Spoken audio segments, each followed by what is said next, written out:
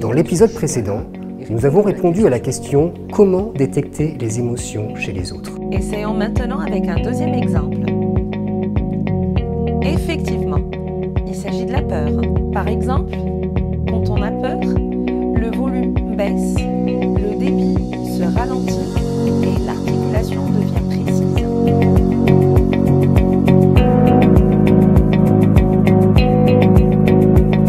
Bonjour, bienvenue dans le 8e épisode de Keep in High Touch, une série de vidéos pédagogiques créées par Téléperformance Académie Tunisie et dédiée au monde de la relation client et à l'intelligence émotionnelle.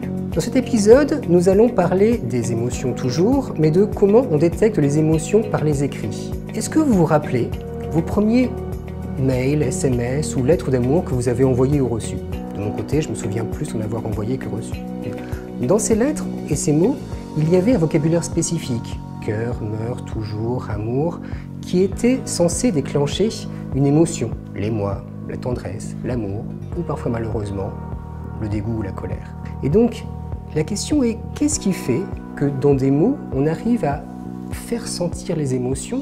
Et plus important, en fait, comment, dans les écrits, pouvoir détecter l'émotion des personnes? C'est ce qu'on va voir avec Inès aujourd'hui, qui va répondre à la question: est-ce que les mots sont les messagers de nos émotions? Bonjour. En effet, Olivier, les mots sont de vrais messagers de nos émotions. Nous pouvons tout à fait les analyser pour détecter nos émotions et celles des autres. Pour y arriver, je vous propose d'utiliser un modèle simple, celui de Lazarus, qui repose sur 3 étapes. D'abord, souligner, ensuite, évaluer et à la fin, identifier. Commençons d'abord par souligner. Alors, souligner, c'est tout simplement identifier les mots-clés, les mots redondants qui tapent à l'œil, comme dans l'exemple ci-contre. Ensuite, nous allons évaluer. Alors, évaluer revient à vérifier si ces mots-là expriment plutôt un bénéfice, quelque chose de positif pour la personne, un préjudice, qui peut être un échec, une perte, en tout cas une situation difficile, ou alors une menace quand ces mots-là expriment un danger. Une fois qu'on aura fait tout cela, nous allons passer à la 3e étape qui est identifier l'émotion.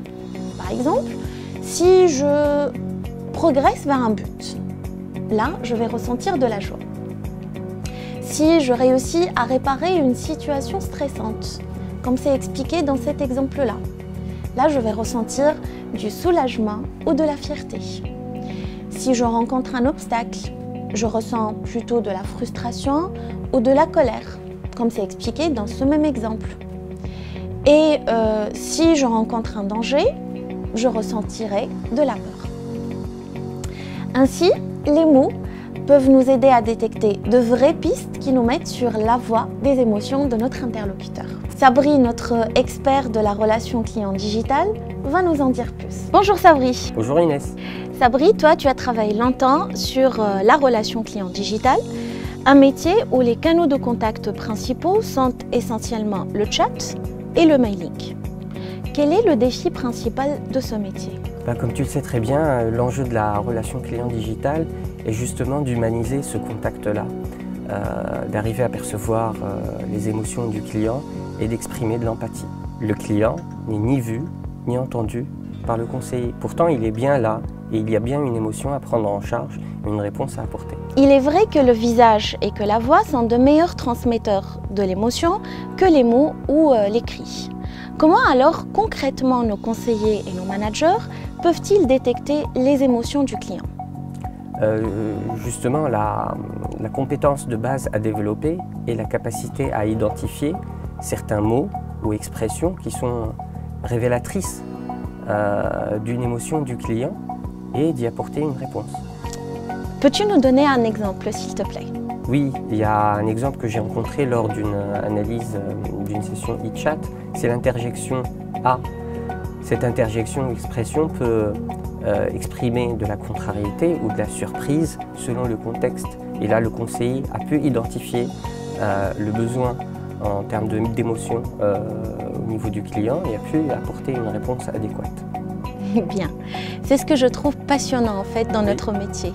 C'est ce côté humain qui se développe de jour en jour, quel que soit le canal ou la fonction. Merci beaucoup Sabri. Merci Inès. C'était un plaisir.